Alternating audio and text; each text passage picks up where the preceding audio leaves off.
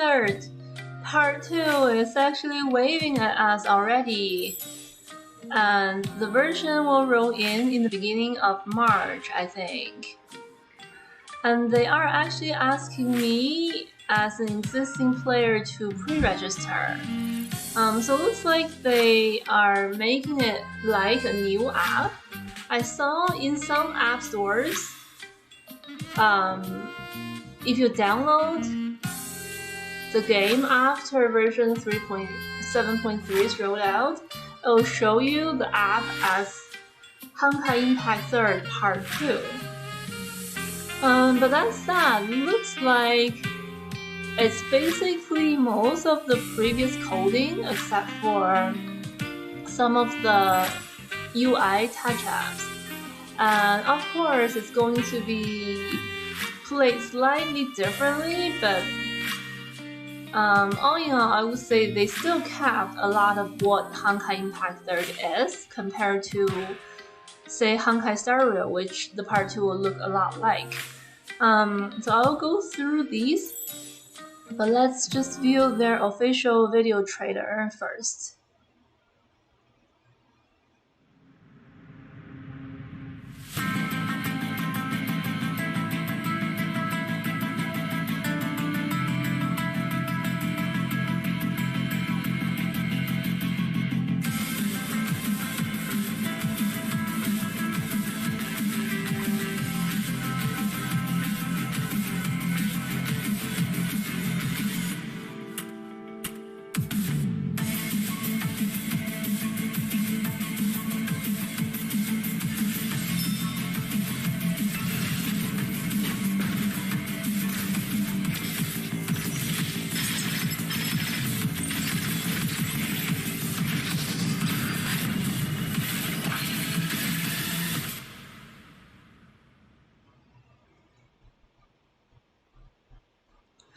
Okay, so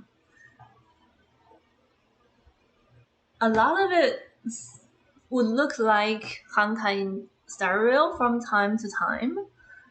But I mean, these are the PVs. I think these are from some real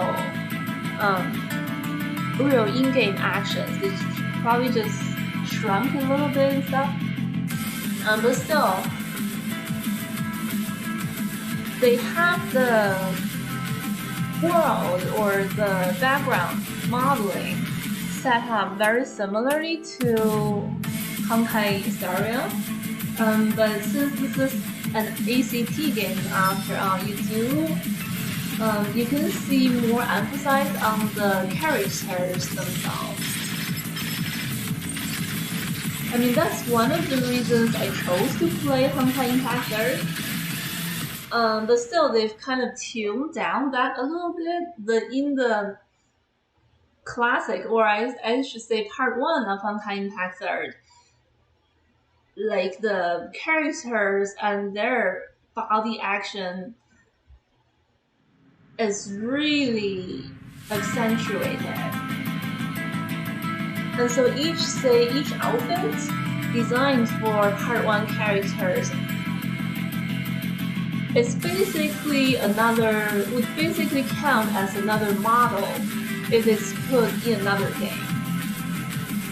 And because the characters would show up so big on the screen, each outfit would have so many different running parts to it. And so because part 2 will be moving to look more like Genshin or HonkaiStarRail, the character would be smaller, and that's why I feel it's still worth it to invest in the characters and especially their good outfits for the part 1 characters. And based on the story, these people are students of the part 1 characters. So, I mean, this is a gacha ongoing game, but still, I think for some time, those good part 1 characters will still be strong enough, if not more, than these beginner Part 2 characters. But as they've mentioned, there's a third dimension to the Part 2, so only a very small fraction of the Part 1 characters have aerial abilities, whereas most of the Part 2 characters would have.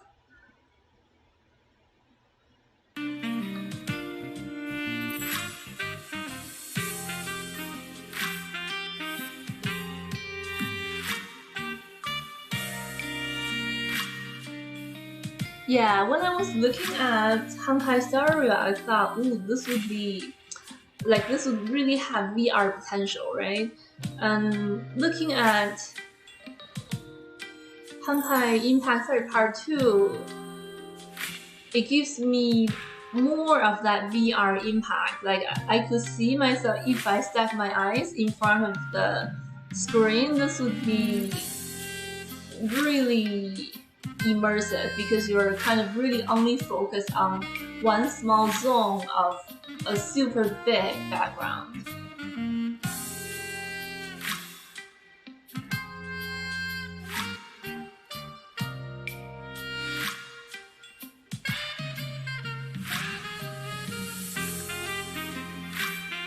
And yeah, it looks like what I'm reading from the info from other servers are correct, looks like you'll still have to go through some of the Part 1 introductions until you get to level 30, which if you're really in a hurry, there are ways to do it really quickly. Probably if you want to do it, you could do it in a week, but you might probably not be doing your homework in that week, that sort of thing.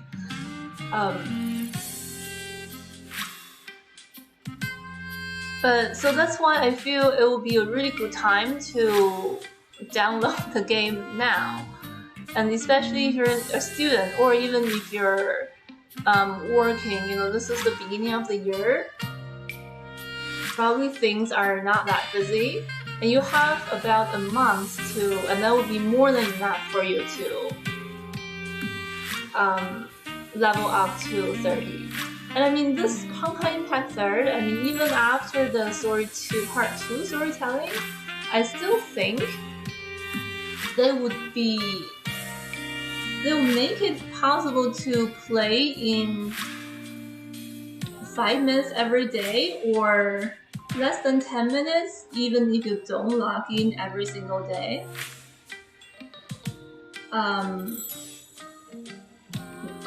But I mean, there would be days where you need to go through the stories and it would take longer.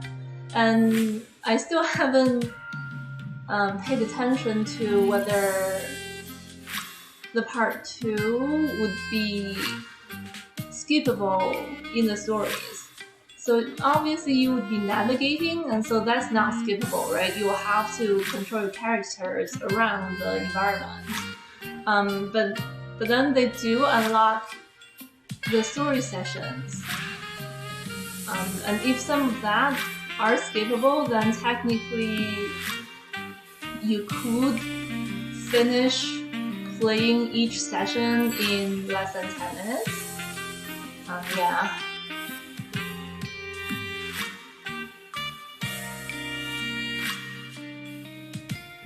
Yeah, this is it themselves. Ultimate Graphics play an immersive animation movie.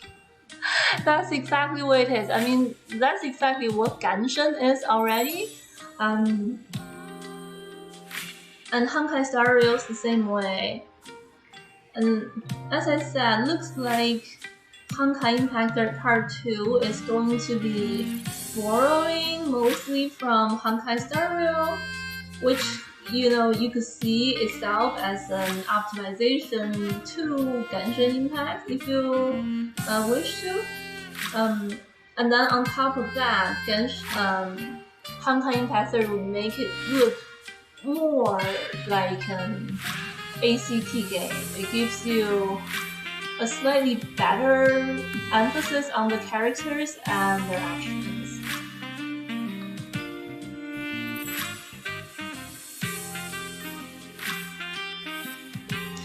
Yeah, and you can see these character modelings are, looks like they're the similar complexity as the HonkaiStarRail characters. Slightly more sophisticated than the Genshin characters, but less than the Part 1 Honkai Impact 3 characters. Because in Part 1, it's less of an open world, right? Part 2 is not exactly an open world, but it's almost an open world. The Part 1, you would have characters only fight in designated arenas. And so you would be, so like you almost don't need to consider the background, just they would only need to work on the modeling of the characters. Part 2 characters seems to be a little bit of compromise, but in exchange you get the more immersive storytelling, which looks more modern. And these characters, because what goes hand in hand with them getting smaller is that you would be able to play in 3D. You'll be able to control the characters to move in 3D. So maybe some people would be thrilled about it. Me included, although I have to say, in my experience playing some of the open world sessions in Part 1, I wouldn't say I'm especially good at playing 3D. With the 3D in place, the game would play a lot more like ACT, whereas the traditional, or I should say Part 1 of Honkai Impact 3, you could almost play it as a tactical, or not, as an RTT, I would say. In the sense that you actually don't need to control for the action as much, you only need to know what sequence of keys to punch for each character. And then you'll be wrapping your mind around how to sequence your characters to generate the most damage, that sort of thing.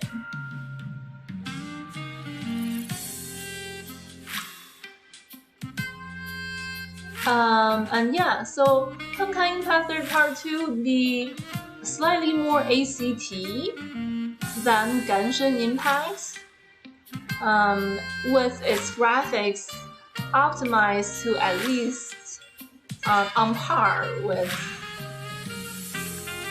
HonkaiStar. Well, actually, I'm not sure they're on par.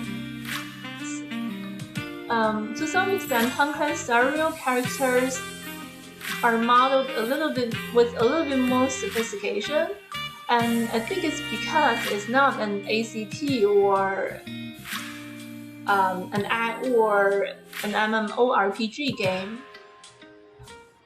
So the characters, most of the time when you're running the stories in HonkaiStarRail, they're just standing or running with a few more simple poses.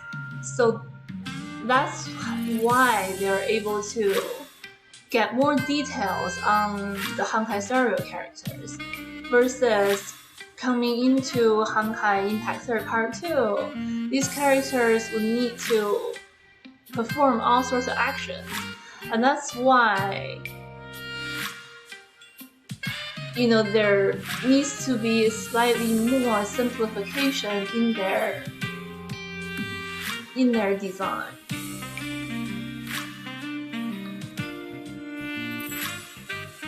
And I think most people already know the first 3 characters that we are going to get, and that's I wouldn't say too much about them.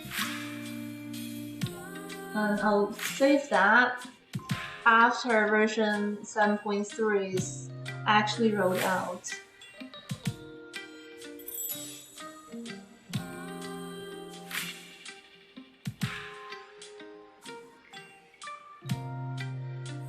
Oh, by the way, I don't know if they said it here, but in part 2, there is a model for you as the protagonist, by the way. Very much in the same way as Genshin Impact, there's a or HonkaiStarRail. Actually, the color scheme also kind of reminds me of HonkaiStarRail. Anyway, actually maybe they could be kind of the same person in some parallel universe sense, actually. Because especially those two are both Honkai. I mean, even Genshin, there's clearly connection to Honkai Impact there. It's just miHoYo hasn't decided to tell us a whole story around that yet. So yeah, there would be there is a male and a female protagonist character, and unlike Genshin Impact, you don't need to choose one and stick to it. You can switch, or at least in the fights, you would be able to switch in either the male or the female protagonist, and they have slightly different skills, I think. But I tend to think that even in the story part, you will be able to play the female protagonist one day and male the other day.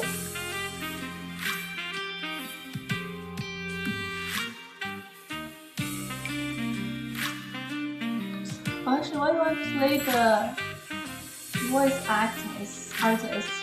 先輩たちに追いつくためにはもっと頑張らないと。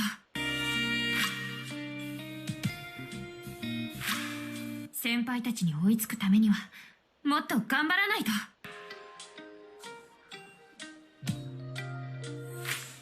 次はどんな冒険が待ってるのかな。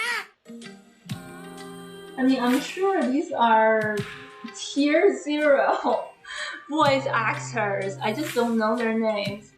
But honestly, when I look at the Genshin Impact English voice actor name list, I couldn't believe. I'm sure they are of that caliber. It's just in Japan there is a designated group of people voicing for animes and games. 面倒じゃなければフルネームでも構わないけど。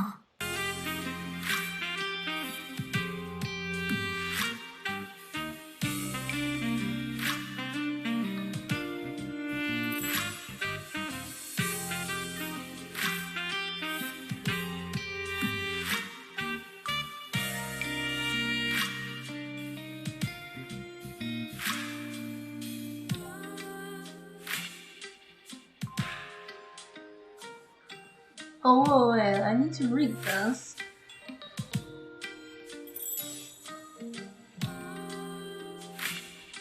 Oh well, they only flash these to you.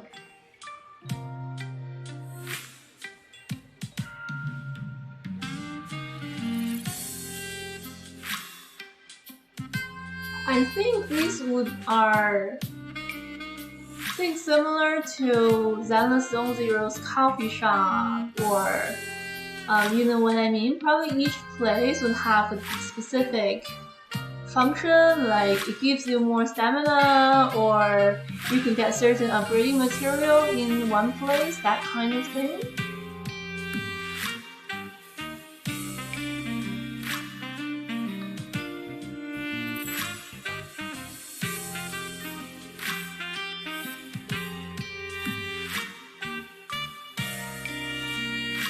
I don't know what would happen if I don't register and just try to upgrade. Just try to upgrade my. Using PC, so upgrade the software after version 7.2. Maybe they'll ask me to sign another service agreement.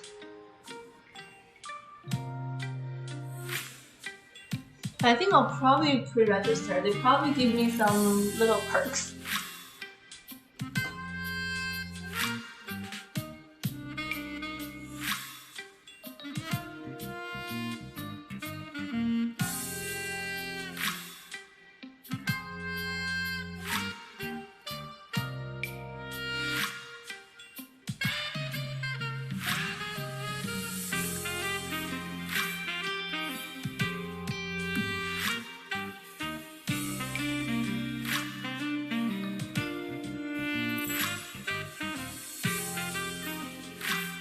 So it looks like they will give you tons of material to raise up the early characters in part 2.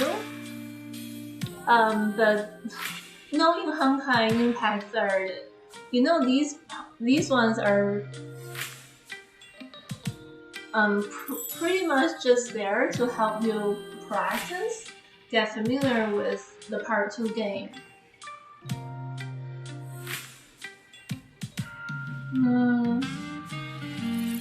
But still, I mean, I don't want to get too much into it before the version actually rolls in. But yeah, I mean, like, long story short, I think it's still good to take the opportunity to gather what you can with these characters for free. And, you know, because the second generation characters will be replaced by the third generation characters. So, you know, you could try to make these ones last as long as possible.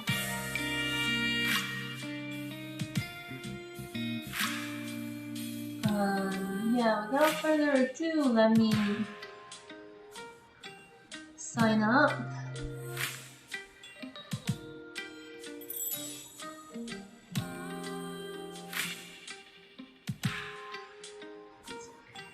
Oh, it does seem like this is gonna be... It's almost like part 2 will be another server. So I'm wondering if your part 1 data and part 2 data will be linked. Or maybe they're just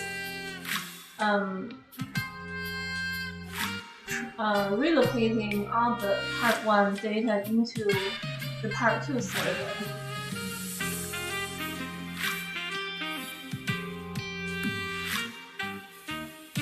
But I'm actually reading the privacy policy, which is actually not too long. I mean, on a web page, but I wouldn't bother to switch to the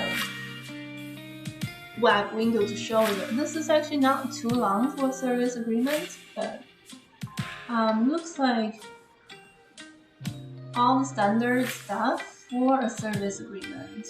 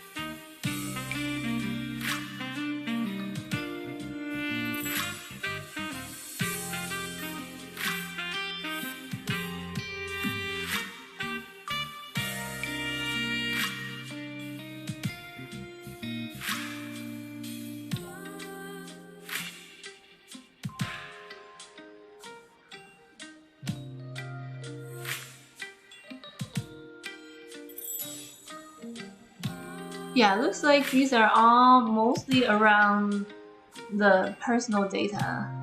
I mean, it's a game, so they don't know too much about your personal data other than your usage. They probably know very well your hand pattern and stuff. But otherwise, it's not like Facebook where they know immediately where you live and who your friends are.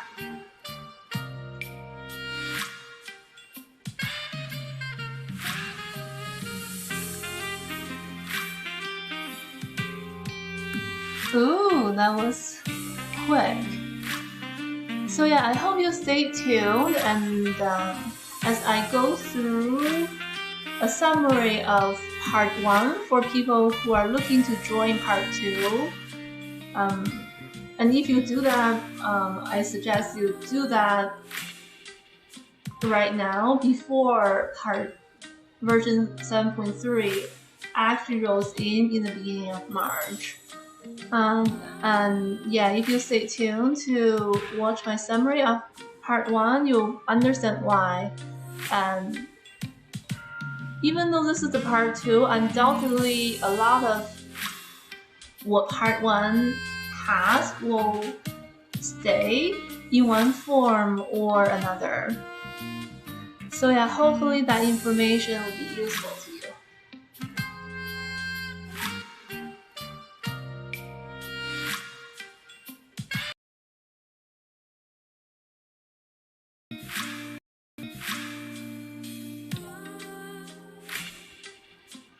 Hey, so Honkai Impact 3rd, part 2 is actually waving at us already.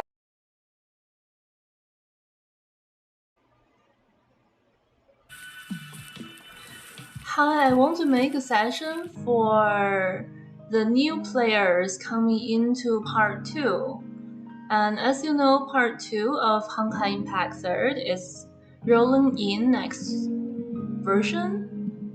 And in fact, the story event in this version, although it's really short, has already been introducing the next version characters. And by the way, because this version story is really short, it looks like it's only been probably a little over than an hour. So far, they've released 2 acts. Usually each chapter has 3 acts or so, but it looks like they may roll out a 3rd act next week or something, but looks like it's going to be a really short story session, and it would be a perfect time to get in this game.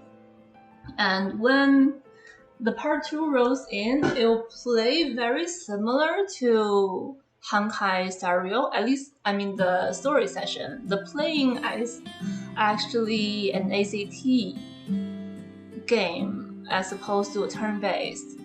But when you're navigating through the stories, it will be very similar to HonkaiStarRail. It's just the storytelling would be slightly different. Let me show you a small session.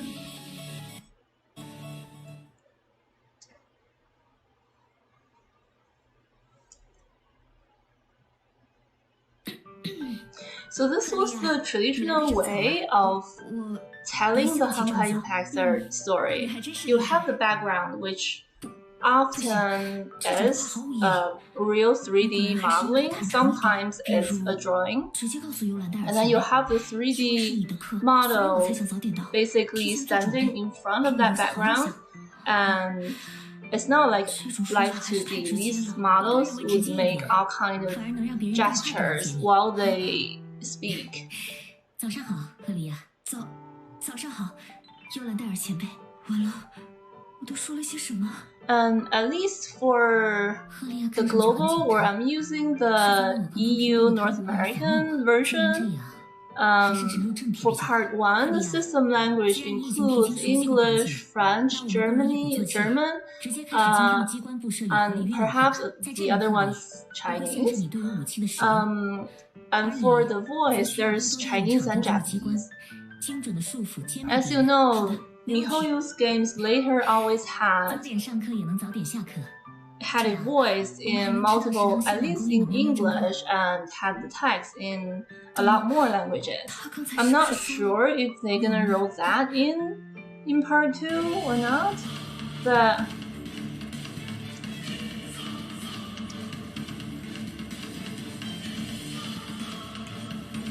Yeah, and I can show you a little bit of the action.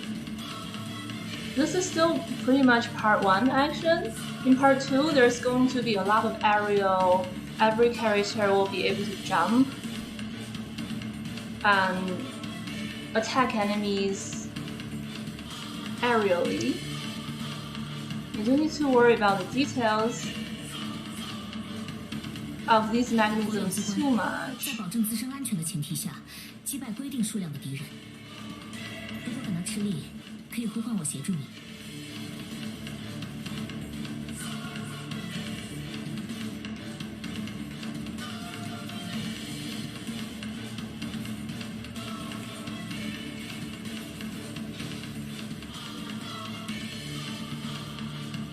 So that's basically what the part 1 plays like.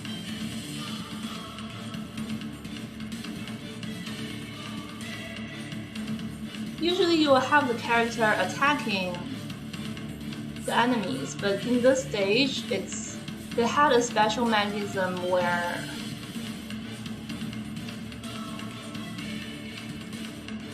the characters will have to trigger mechanisms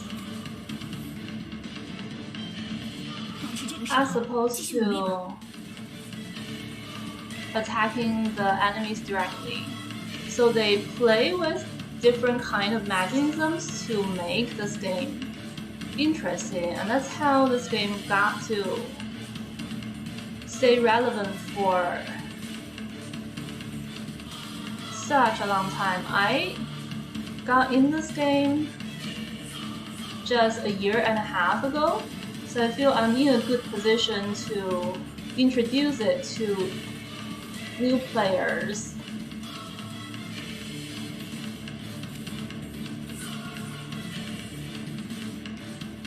And I also, when I started, the game was already well over 6 years old. So I also have experience coming in halfway.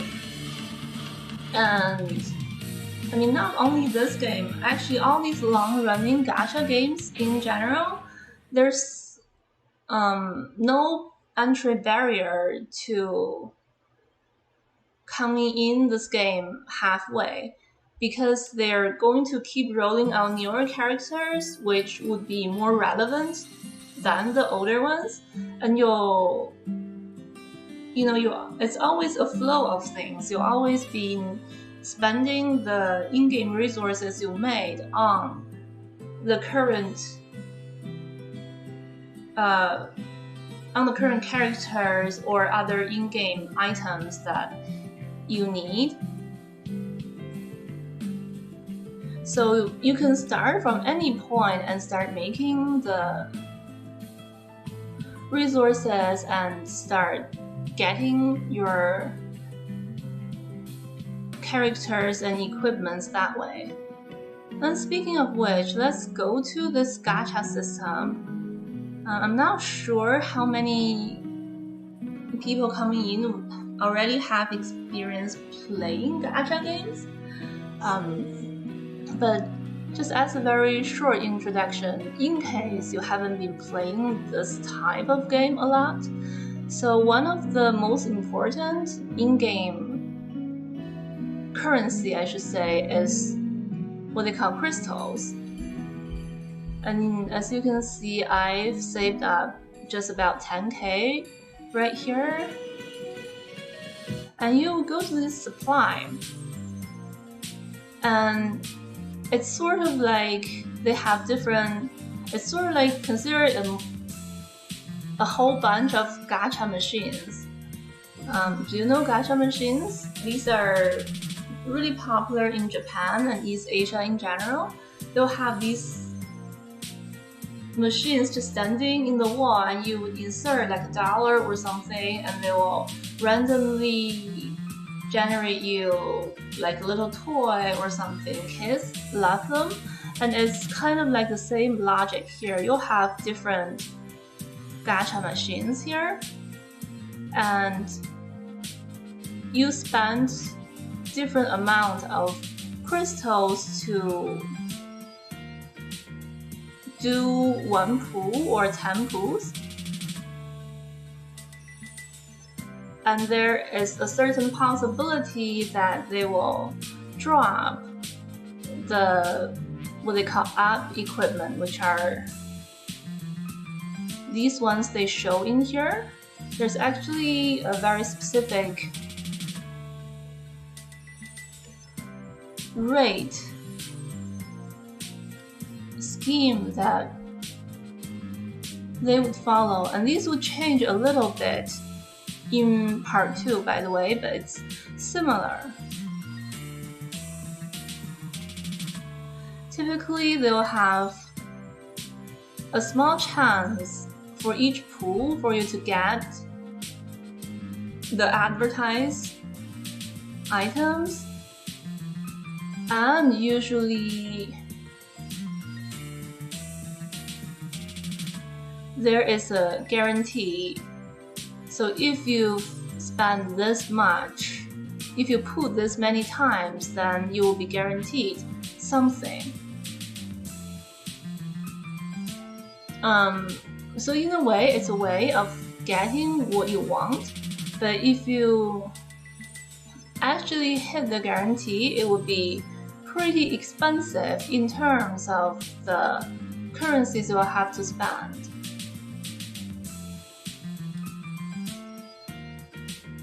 So it's pretty much a game in how you manage your resources to get what you want as well. So for this gacha machine, or they would call it this banner, for example, you would pull for the most current characters.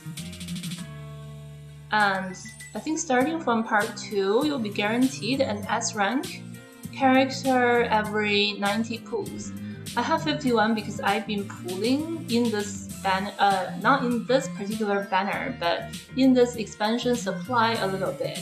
And the guaranteed drop counts do carry over, and some of the other banners don't carry over.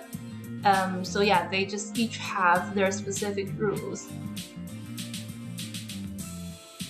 And in this one also, if you say pull 10, they will also give you this item box. These are the items that you could use to help you upgrade your equipment, for example. Yeah, so that's the main gacha part, as in the gacha game. But you also have these shops where you can directly exchange for different items. For example, the Valkyrie Fragments. So in this game, the way you can raise your character is, first of all, you would pool for your characters as we had just shown. And also there are various ways of collecting Valkyrie Fragments. Once you collect a certain number, say sometimes it's 50, sometimes it's 25, sometimes it's 60, then you'll be able to upgrade the rank of your characters a little bit. The top rank is 3S, by the way.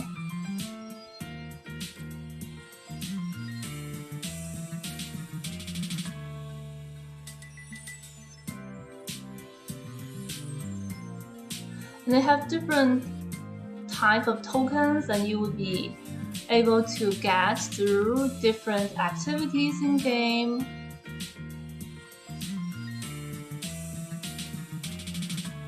All that sort of thing. And speaking of the Valkyries, so these are the characters you would use. And their equipment include 1 weapon and 3 Stigmata. These Stigmata are very similar to the artifact in Genshin, but with a very significant difference, which is whenever they introduce a new character, they would introduce a set of Stigmata, a set of 3.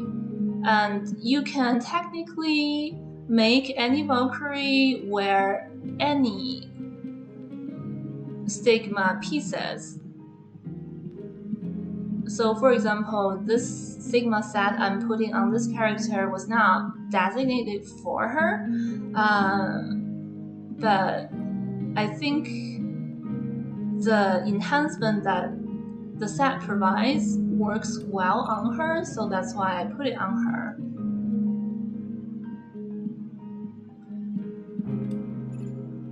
So the difference is, as you can see, what the enhancement these Stigmata provides are very specific, a lot more specific than the Genshin artifacts.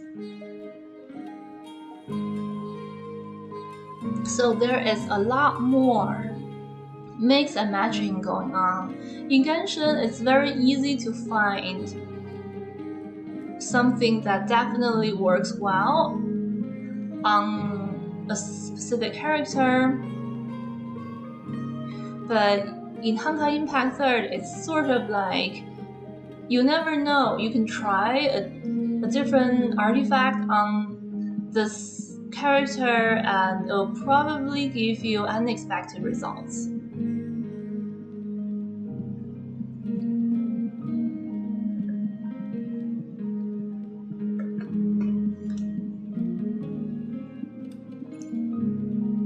So yeah, that's the character.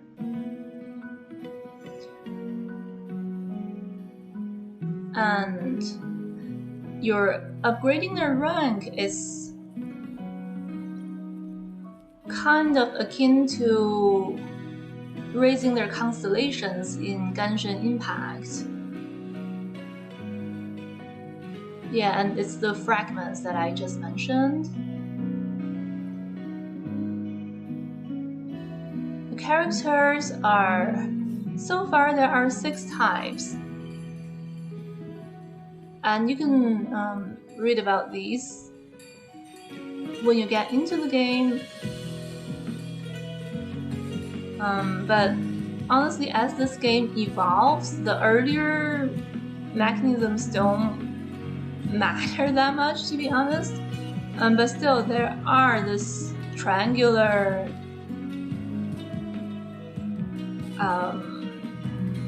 dominating relationship, and there's a binary one, and there's just one-on-one thing. I mean, it's perfectly possible for the game to roll out something different down the road, but we're sort of at the SD type at the moment. Not to say the previous ones are not relevant. I think if you really want to ace the game, knowing these will still help, but it'll probably be, at least a couple years into the game. But before that, you can just feel free to try different things, and there's really not real pressure for you to do it. Yes, in a sense, there are people who would achieve really high scores, but I would suggest to do the things that make sense at your level. And the game is fun to the extent that you're having fun on your level, right? I mean, there's only gonna be one person on the top of the chart,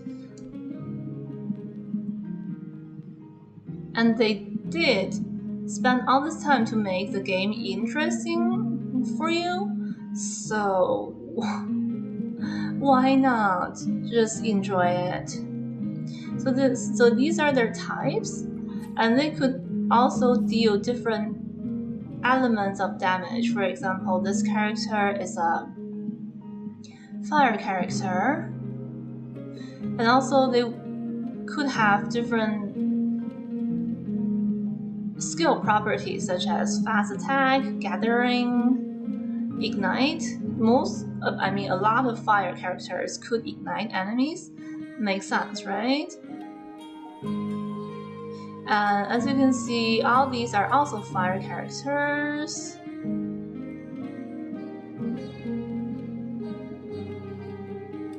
the weapons come in different types.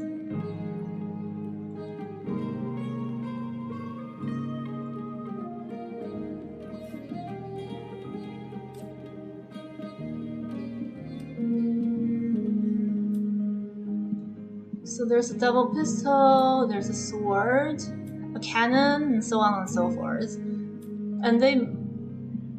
And these are not all, by the way, and they're still introducing new types of weapons. So if your character uses a certain weapon, and again, when they roll out the character, they usually roll out a designated weapon for that character, but technically she can use any other weapon that's the same type.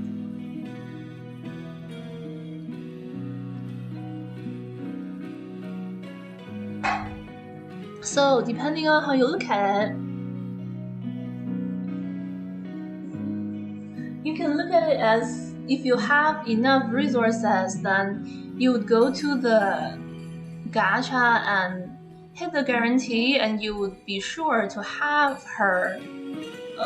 Actually, in part 2, I'm not sure, maybe there's male characters as well. But yeah, you'll be able to have the character's designated weapons. So you could look at it as they give people who are not that resourceful a means to also play the game. And in fact, when you upgrade a certain weapon to a very high level, they do benefit the characters that this weapon is not necessarily designated for. So yeah, and together with the Stigmata system, there's just so much of mix and matching you could play. But usually the designated weapon will provide the biggest number multipliers that are applicable to that character, along with some specific mechanisms. And I think the mix and matching of mechanisms, for this character to be able to trigger that mechanism is actually one of the funnest parts in playing this game.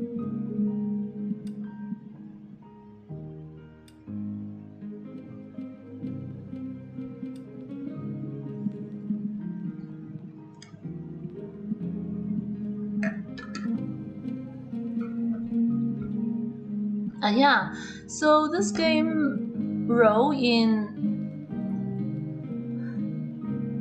different versions. Right now we're in version 7.2, and so I guess the official start of the game would be version 7.3. Each version runs for around 6 weeks. And as I mentioned, this version's main story is really short, so it's a really good opportunity for anyone who wants to come in, and you would have the chance to get familiar with the different parts of the game. And just remember, since the game has been running so long, there's so many things you can do, and don't try to do everything at once. And try to, my suggestion would be do the things that are not too hard or too impossible for you while it's fun for you, and discover the other things down the road. But that said, this game usually do have a kind of a newcomer training program, if you will, and if you complete certain tasks or hit certain bars, it'll give you certain resources that are very useful for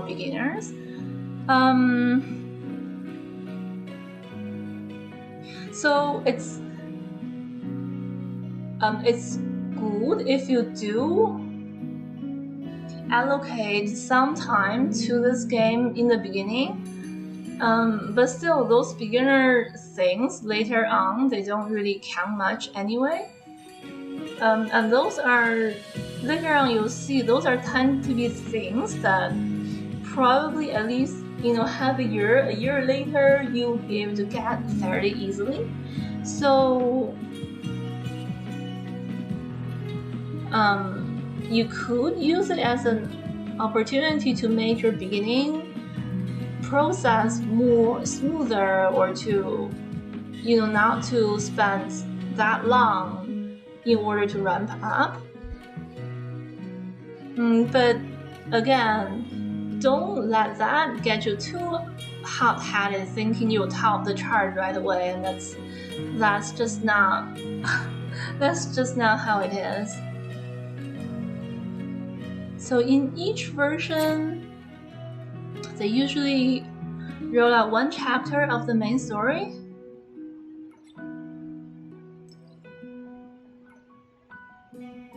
So part 1 of the story is called The Moon's Origin and Finality, and it included 31 chapters. And there was a part 1.5 which ran about a year, and then included chapter 36 to 42. And in this version, we're working on sort of an interlude section, which I just briefly showed you guys.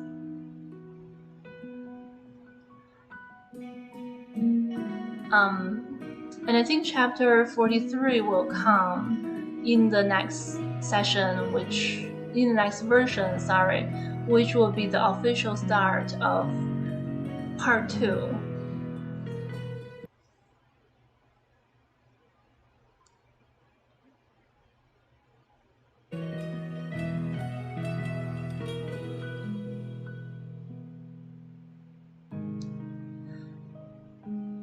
Also, usually in the version there will be a featured event.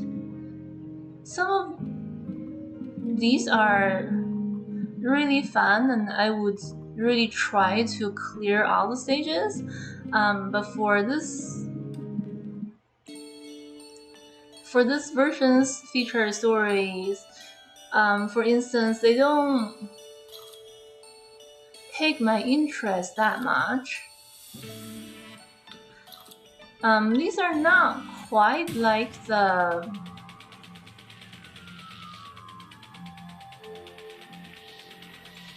I don't think these are quite like the mini games as in Genshin, or some of the like push the box thingies, in HonkaiStarRail. Every version is kind of like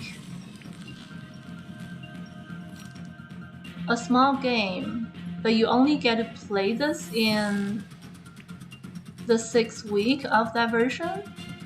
So there are feature events that I wish I had played it for months or even more than that.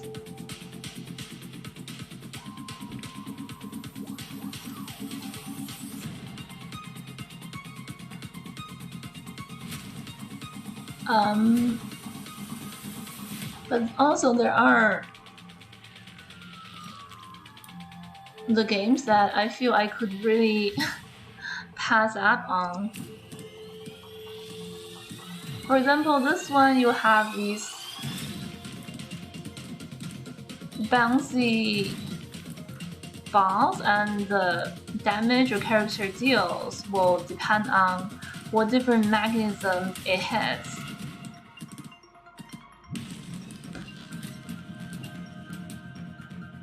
So the way I am working on it, if I don't really like a game setup, then I don't really try to grind it. And each of the events I'm saying, they are like a mini game because there are raising part and farming element to them as well. So if I don't really like the game, I wouldn't really spend the time on the farming and stuff.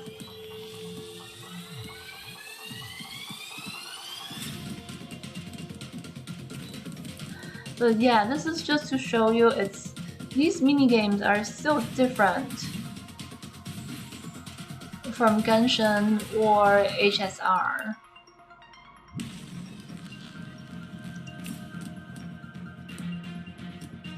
But if you do play a lot of games, or if you always keep some small games on your phone, then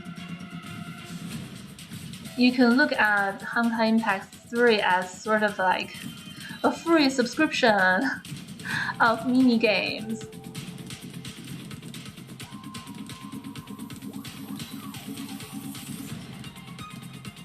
And the ones in Genshin Impact and HonkaiStarRail events or version activities are more like some light activities.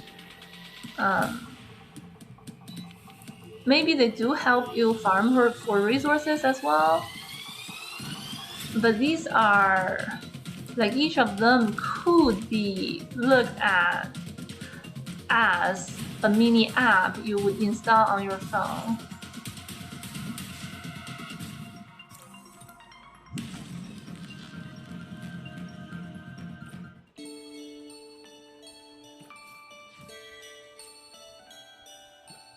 So yeah, usually these events are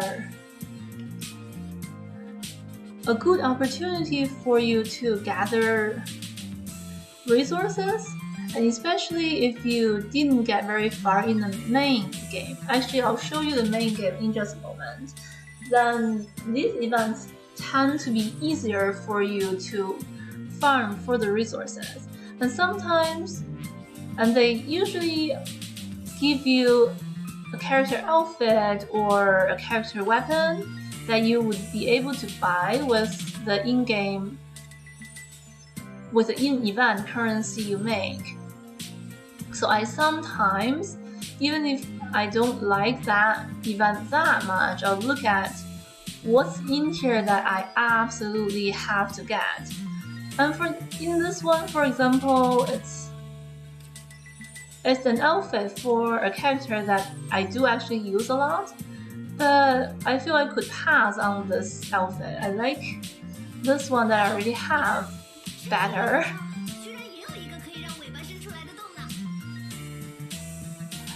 So yeah, I could pass on this one. And for me, the things I can get that are useful for me at this moment, which you don't need to know too much details in this very brief overview I'm giving.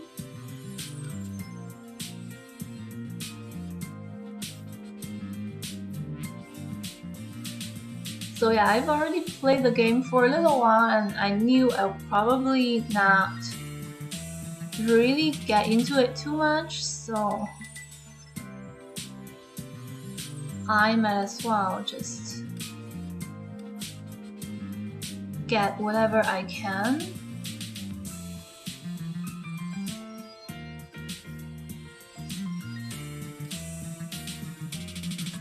Now the main game. Yeah, and by the way, as you can see, you can also raise your characters in these events.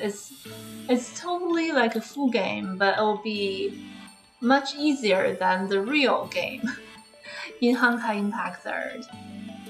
And again, each event actually contains a really good story, or I mean, it's like entertaining enough, I would say.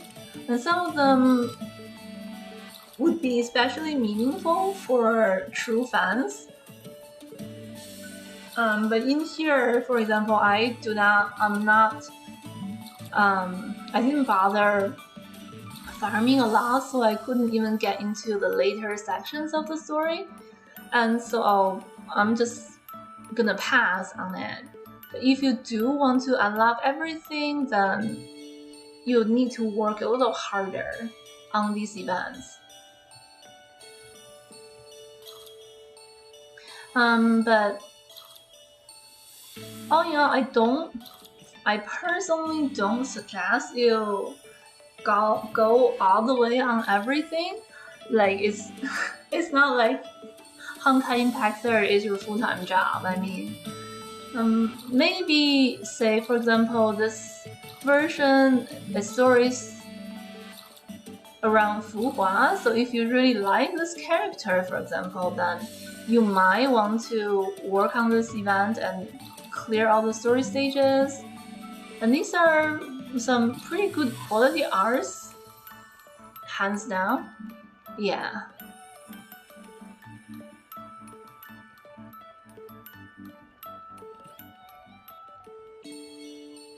Oh, actually, let me finish with the version stuff. Also, every version there's going to be certain events that are for more advanced players. They give you these resources that are used to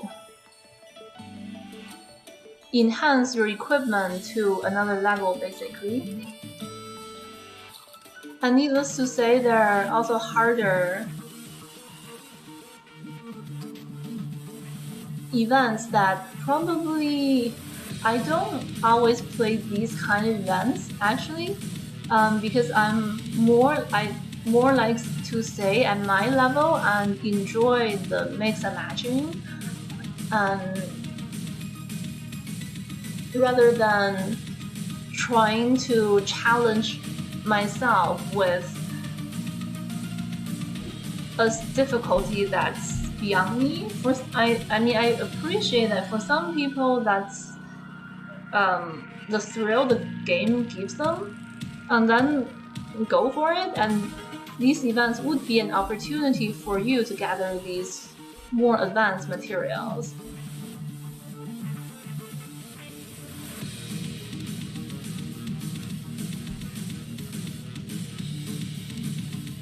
And these are some bonuses if you do invest in this version's character and equipment.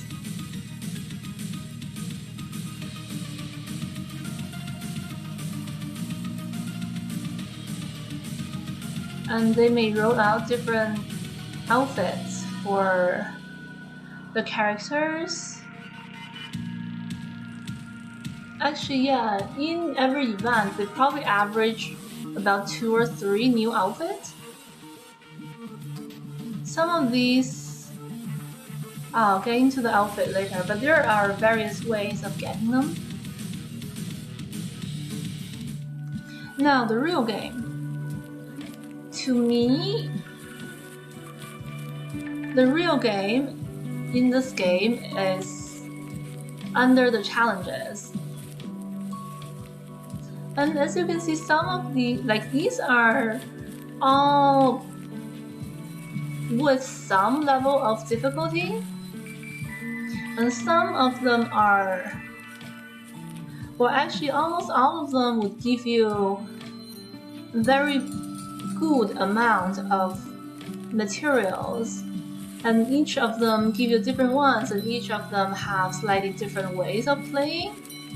But let me just introduce you with 2 of the ones that I think are very popular, at least around part 1.5 of the game. And I think every once in a while they'll probably introduce a new way of playing. And one of them is the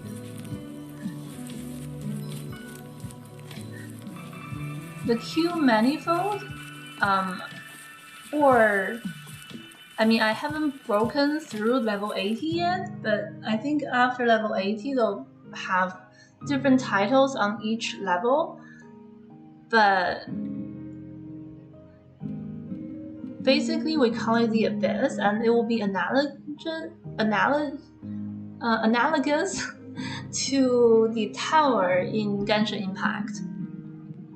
Basically,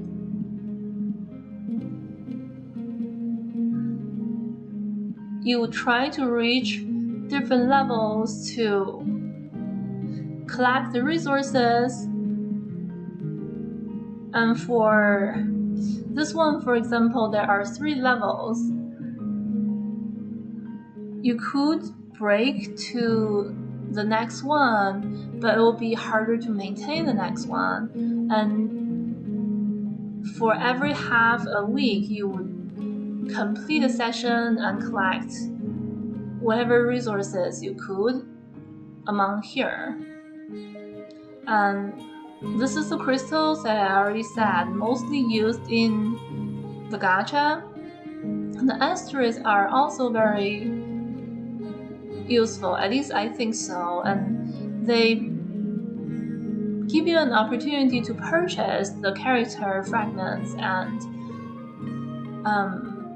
equipment and material straight without having to go through the gacha. So the upper limit of the things you'll be getting with asterisks are not as high as what you'll be able to get with the crystals, but all in all, still very. But I think they are the things you'll be able to get with asterisks are also very valuable, especially if you are into how to play, you are into the mix and matching and strategizing. And also they give you ancient willpowers, and there is a dedicated store where you can use these currencies. And so the things you will get would be slightly more limited, but they are sort of like guaranteed to be 70%. You know what I mean?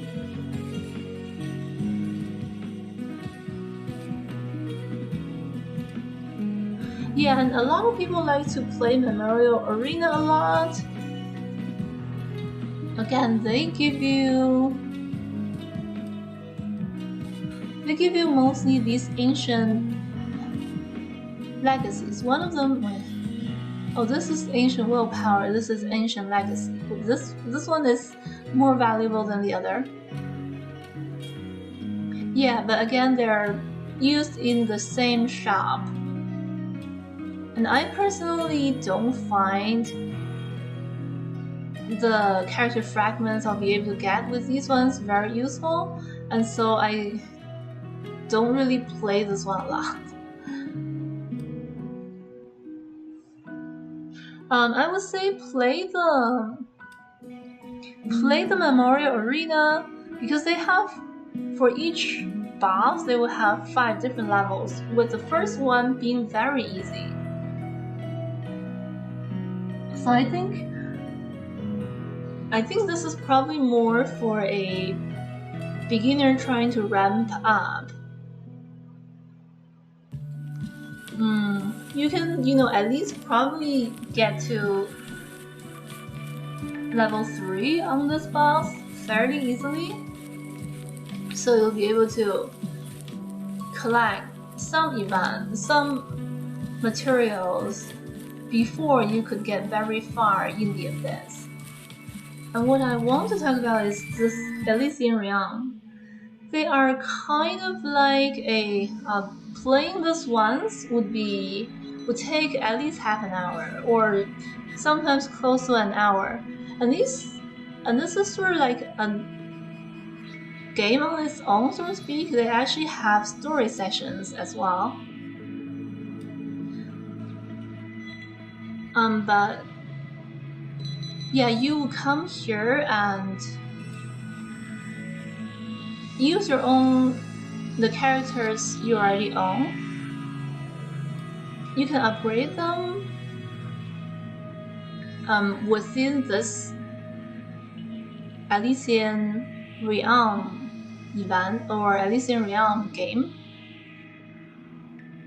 And you would take her into the battlefield. It's a roguelite play, so you would finish a battle which had probably 2 or 3 waves, and at the end of it, if you passed, you would be able to get a certain buff, and so you enhance that character a little bit more and then move on to the next stage. Some of them have 8 stages, some of them have 18, I think. But yeah, you get the idea. These stages are a good opportunity for you to get crystals as well. But for me, as someone who do like to play but don't play too heavily, I don't find myself coming here that often, even though I actually wished I could come here more.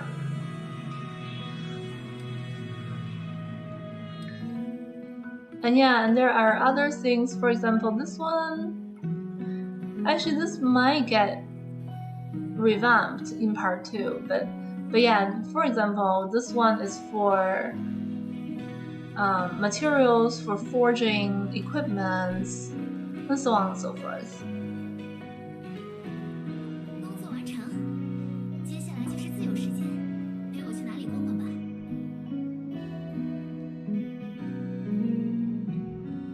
Yeah, so I think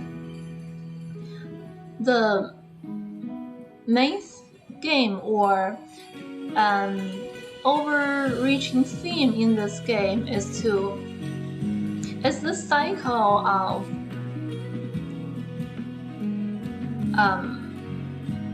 fighting the challenges and get the resources and come here to upgrade your Valkyrie and their equipments.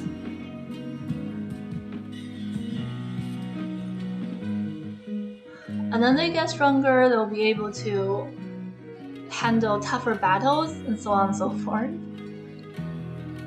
But not to worry with this game, they do have, as I showed you in the Abyss, there are different levels, so I think,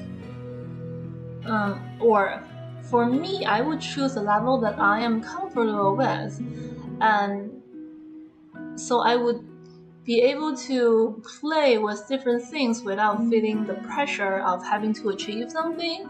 And once I feel I'm good enough, then I will not shy away to raise to the next level. And for some people, it's probably a thrill to beat the seemingly impossible, so you could try to do that as well. But at the end of the day, these are gacha games and they make money to sell you crystals. So do be aware that know when you are getting a little too hot-headed, or try to manage the time you play or something to avoid getting yourself too hot-headed.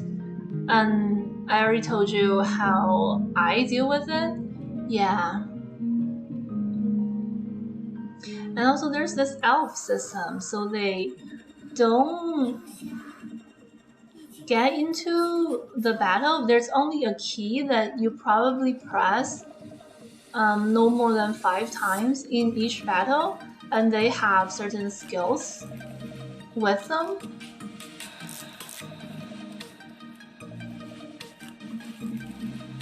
And I think in part 2, these elves would become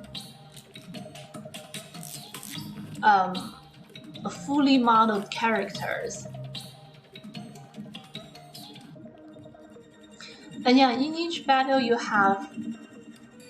Actually, why don't I talk to this while I work on the Abyss? I'm not sure if I can. Is it open yet? Okay. Oh yeah, it's not open yet, so I actually can show you. So maybe I'll show you the Memorial Arena. Which one's interesting? Let me show you this one that looks like a real boss.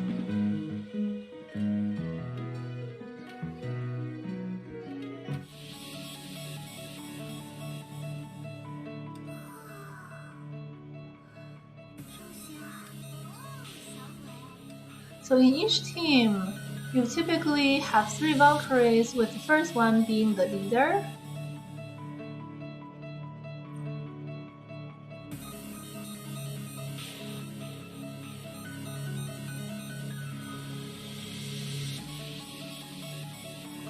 This has been my go-to fire team at the moment. Not the strongest, but as you can see, this one is actually a physical slash lightning character, but a lot of lightning characters and fire characters kind of work well in this team, in this game. So that's the part that makes a matching. And in here, this character, for example, had been out for many times. So in terms of her numbers, really not impressive at all. But for lack of a better word, I like her look, and I wish she could shine a little bit more. So I bring her in. And this one is an SP character. You could, as I mentioned, you could actually use the asterisk to buy her fragment, as opposed to having to spend crystals to pull for her fragments. And just an example, I mean, I don't really shy away from the characters you can only get with crystals. Oh, actually, she is a more recent character. I think she's only 3 versions old, and so her numbers are very impressive. At the moment, I did get lucky pulling her with the crystals. And also I like her mechanism. She could, for example, she is a lightning damage dealer, or at least she outputs lightning damage, and another half of her can stack bleeding damage on the enemies.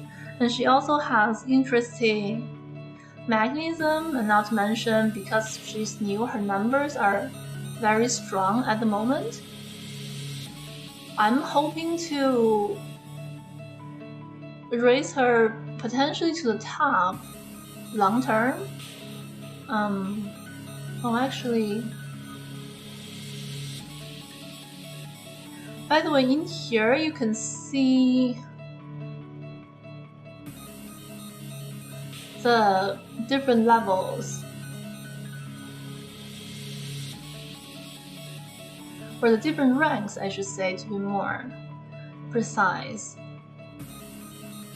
And you may want to decide what rank you want to raise her to. So in Genshin, you would only have 6 constellations, right? And in here there are actually more than 10 levels. So traditionally in part 1, for every, say, 50, sometimes it's 60, sometimes it's 25. For every, so however many number of fragments you get, you'll be able to raise her a little bit, and probably adjust one number, one multiplier here, and enhance one mechanism there. Take smaller steps along the way. So, and that's why you would be, in this game, you would collect 3 fragments here, 5 fragments there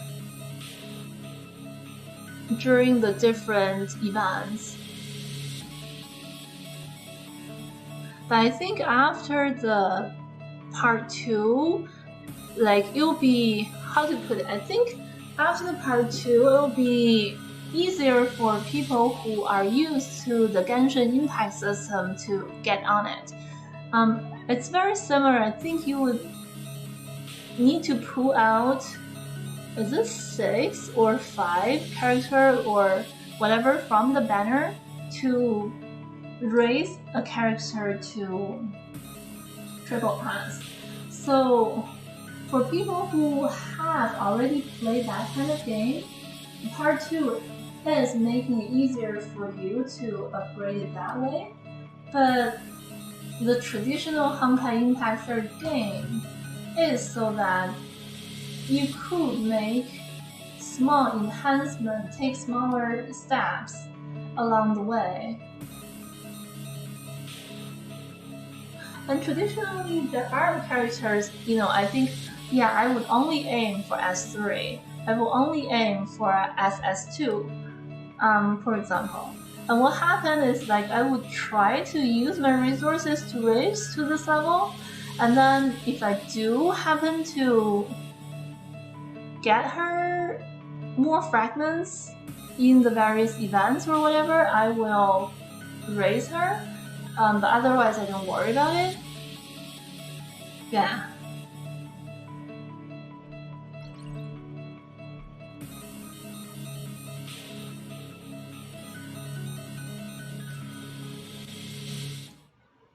So this shows you what a normal fight is.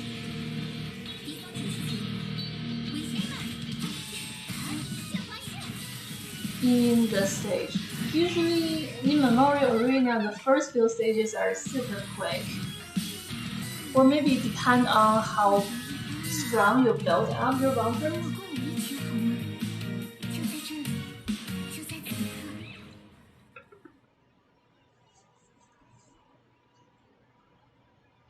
And in the Memorial Arena, you only have one boss, but he or she is usually super strong.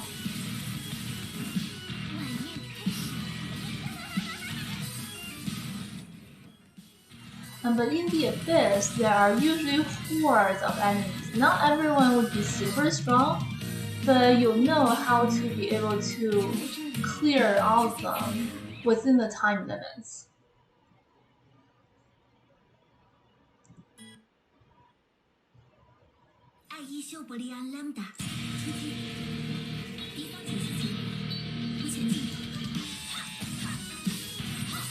I try to keep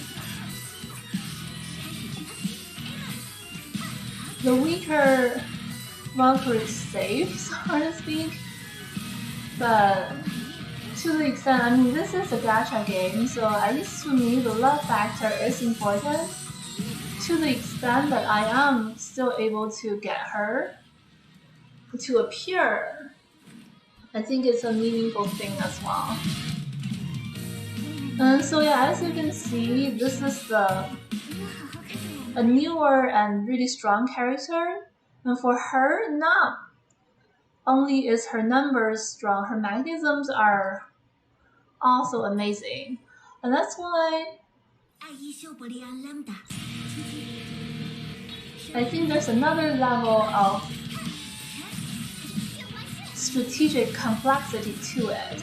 There are characters whose mechanisms would stay relevant for a long time.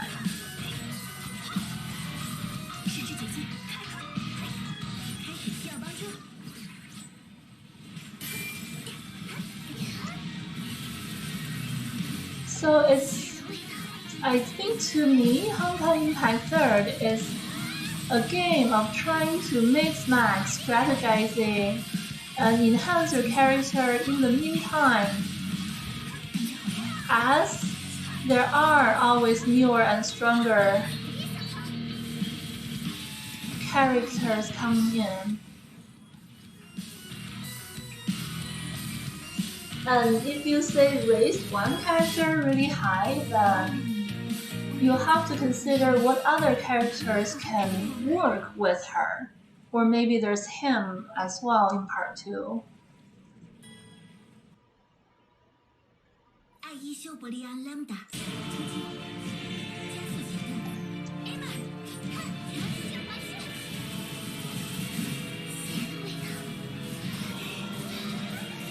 So it's like there's always inflation in this game, but it's a matter of how you raise with time.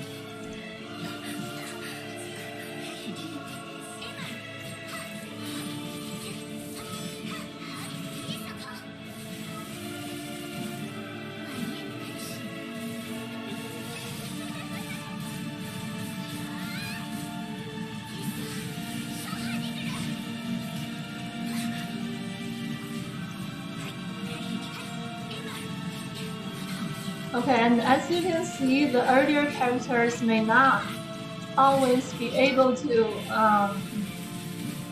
stand strong. And that's what I'm saying. If I'm not trying too hard to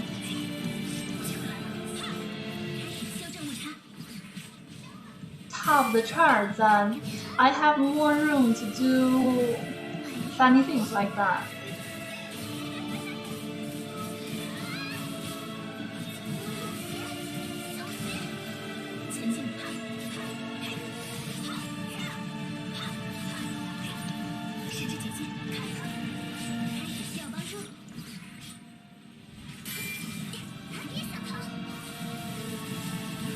I'll show you her ultimate. 与此约定，直到时间的尽头。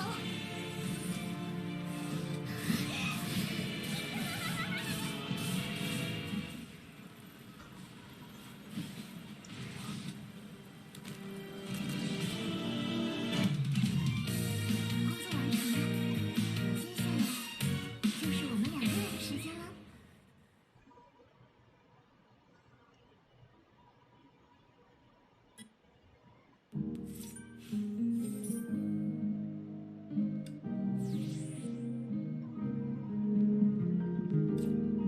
My current ranking is only 80th percentile because I think a lot of people do actually complete all of them.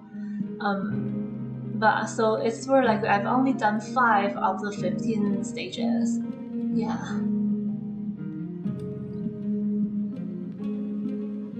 Well, and you can only use this. You can only attempt 5 stages in one day, by the way. But yeah, these are some minor details that you may or may not need to know.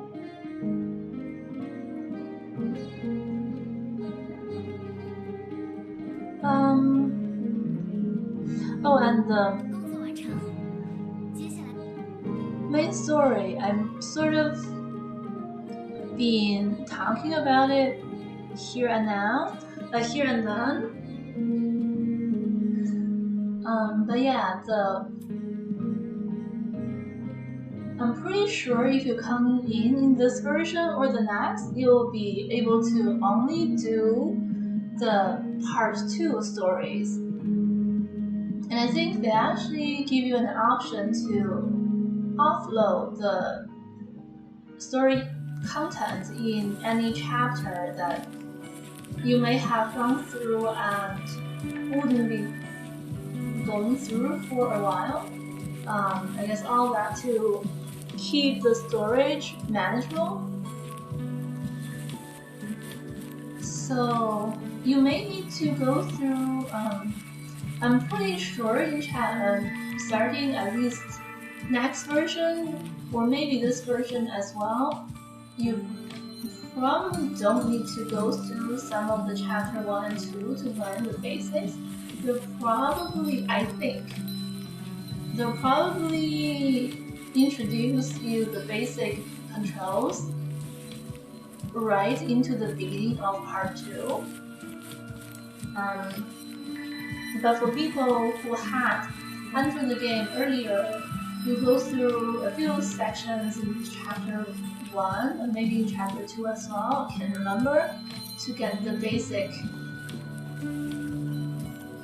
controls, and then from chapters 3 to 6, you'll be raising your level and thus be able to unlock the different stages you can play in the game.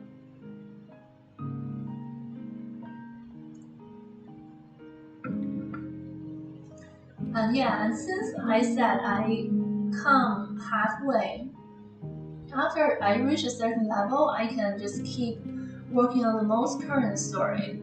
So and at the same, so I kind of started from chapter.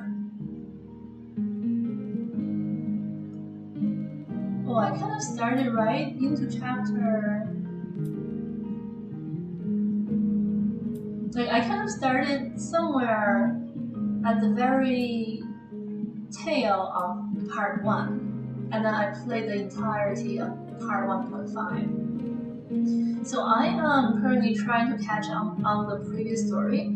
I mean, you don't need to do that if you are really interested. There are people who summarize the previous stories for you, for example, and I'm sure the game would also give you the official recaps for the stories if you don't have the time to come back to them. But yeah, I'm just showing you these are there. So I'm only catched up to chapter 10 at the moment, and these previous chapters are pretty short. You can probably 2 or 3 hours would be able to finish a chapter. But I know probably these chapters are all finishable in 2 or 3 hours. But later on, they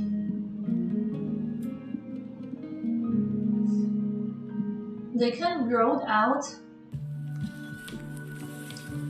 different story sections, and it looks to me like in each of these, they created a designated map, or designated world for each of these, and so these 3 chapters would be kind of like a mini open world game almost.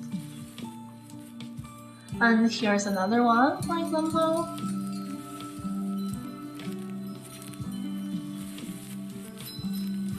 Yeah, but still, even though I don't want to break it open at this moment, but even if you click into it an open world, there are still action logs that makes it possible for you to track the stories by the sections, like in here.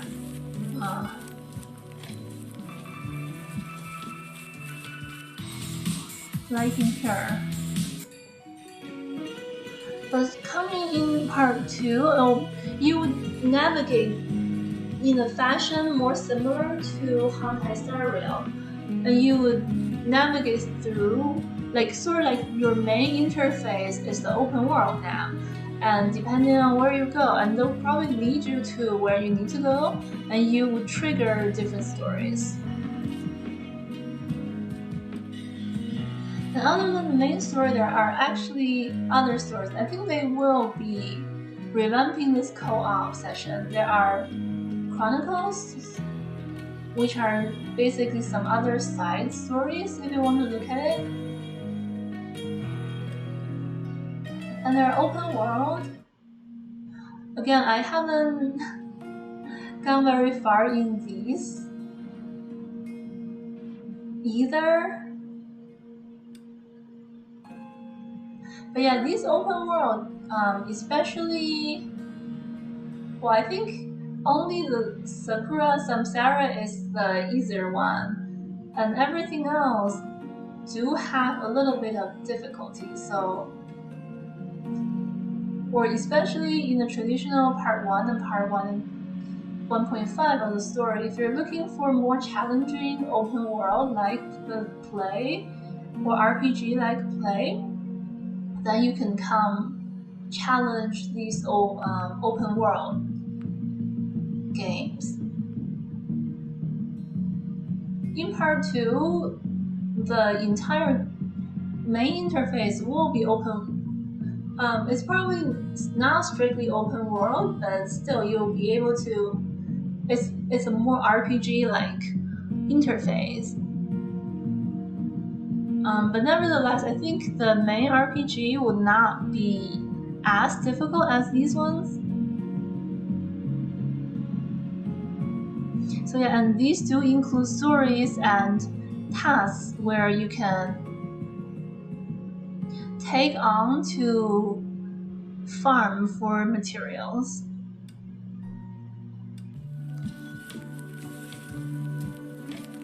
Material expedition are probably useful for beginners, and you would also be able to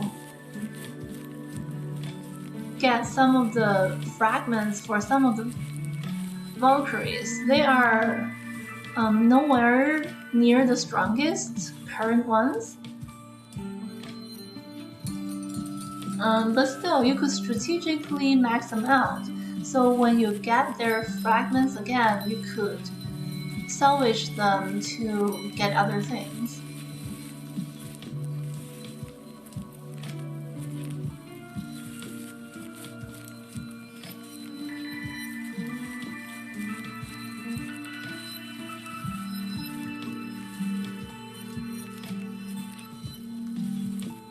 Sim battles? Oh, yeah, these are some other, I mean, there are. Oh, you can come here for the tactics class, by the way, and each character would have their skill tutorials. I personally try to use them blindly for a while to sort of get to know them this way. And then the next step is to read on their skills. And so at that point, then I will know whether I do want to raise this character. And because there are so many characters, I sometimes try to not unlock a character even if they make it very easy for me, so that it's quicker for me to manage them. So as you can see here, there are some that are just too easy for me to get, that there's no way for me to reject. But still, I think there are at least a half of the characters I haven't bothered to unlock, because I want to keep this game minimalistic in the sense that I want to be able to derive enjoyment from this game the easiest way I can. But if you are going to play this game as your only game app on your phone, and you will be tapping on it multiple times a day, there's nothing wrong with trying to unlock every character.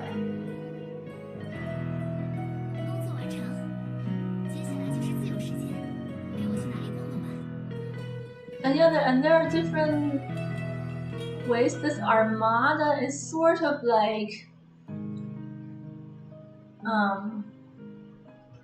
I don't know if it's like you're joining a faction, because I haven't really played a lot of games where they have factions, but yeah, these include, I think, 100-ish people, and you could contribute materials or farm for different things, and there is a kind of profit sharing element to it. And in practice, I don't end up playing this a lot.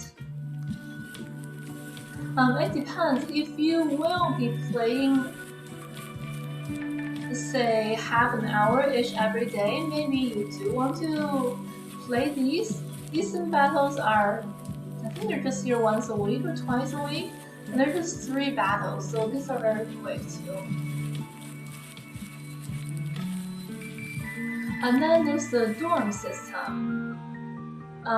It's slightly complicated. There are, I think starting part 2, almost all characters, well, I think they are already, I'm not sure. Starting part 2, almost all characters will get into the dorm. And it's sort of another level of power sharing, actually.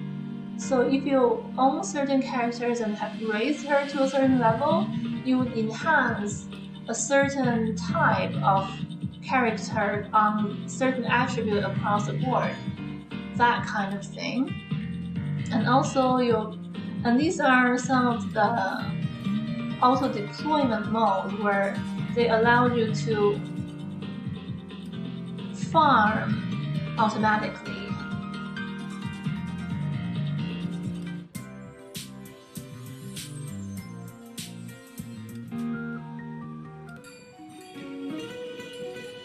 Yeah, so that is, I think I've covered most of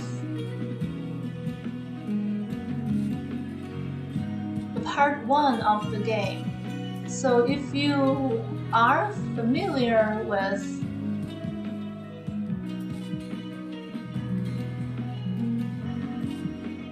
Genshin Impact or HonkaiStarRail, or I mean something like Punishing Grey Raven, Tower Fantasy, like for the sake of that, then with what I've told you today, you'll be able to get on Honkai Impact 3rd in no time.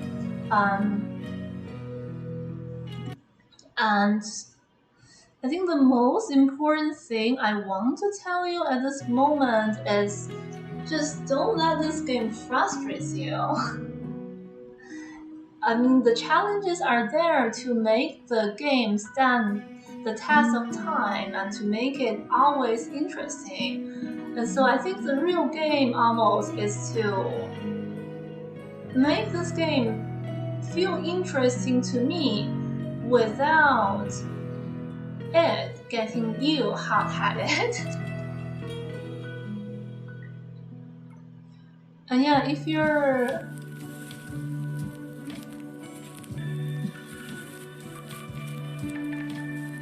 just, and I think for people who are just starting out, I think the priority would be well, do the stories, not the previous stories, but just if you come in this version or the next, just keep following along the stories keep following along the current stories for the most basic materials. I actually don't know if they'll make the part 2 story skippable, because the part 1 story are actually technically all skippable. Well, I am a story player anyway, so it doesn't matter to me, but not being able to skip might actually drive away some players. So I think in the interest of not driving away some of the existing players, they'll probably make it skippable as well, but you do need to navigate through the open world. Oh yeah, and in part 2, there will be more of the Genshin Impact like just real-time 3D acting, but they do keep the format where you have the models just standing in front of you against the background. I personally actually find this format sometimes a very good format for it leaves room for viewers to imagine things. You know, it's more like reading a book compared to in Genshin Impact where everything is acted out.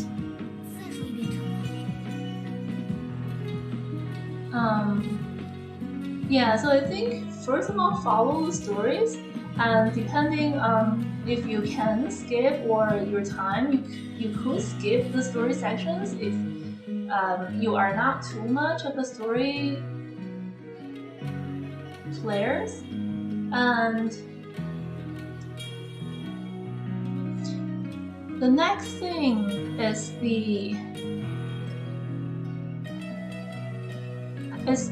try these challenges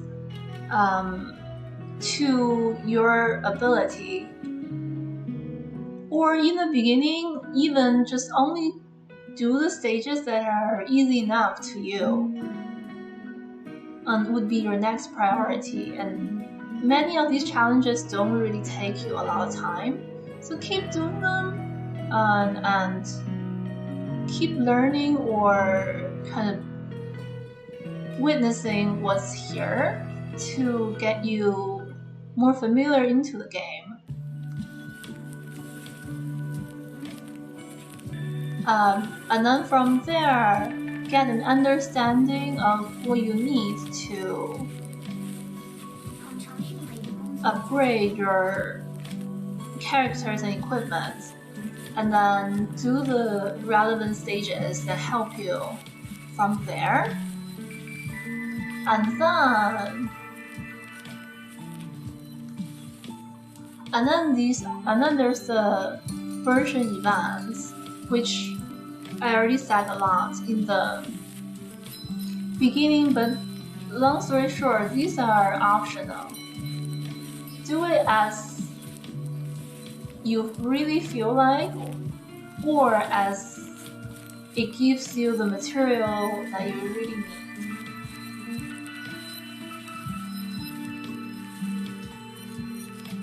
And yeah, there are always stuff you can just do a few clicks every day.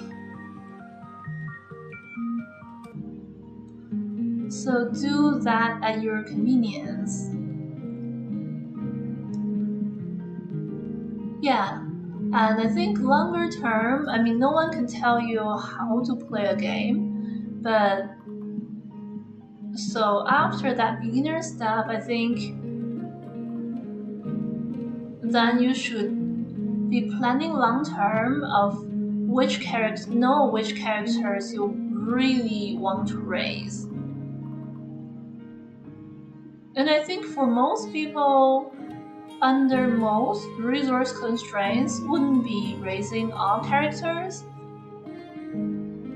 And so yeah, if you happen to be a collector of all characters, then by all means. And if you are, then maybe you don't need to think about who to focus your resources on raising that much, but you can just keep enjoying trying out different things.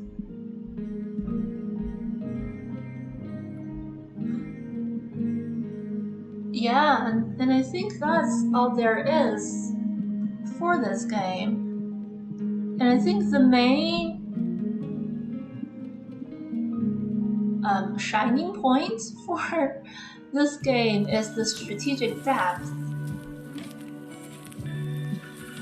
which makes it really stand out in front of Genshin Impact and maybe HonkaiStarRail has a certain level of strategic depth, but it'll make it stand out against Genshin Impact and Zero Zero in that aspect.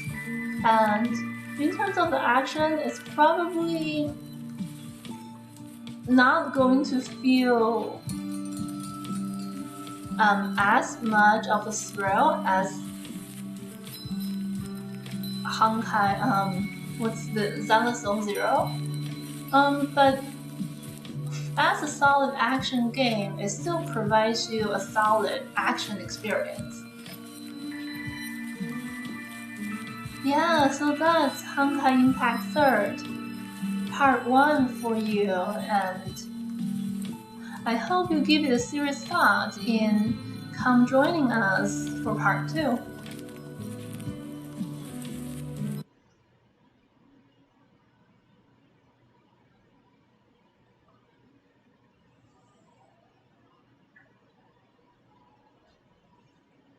And if you have any questions about this game, I think the best way to contact me is on TikTok at Versaria ICIris or YouTube at Versaria663. Versaria is spelled Versera.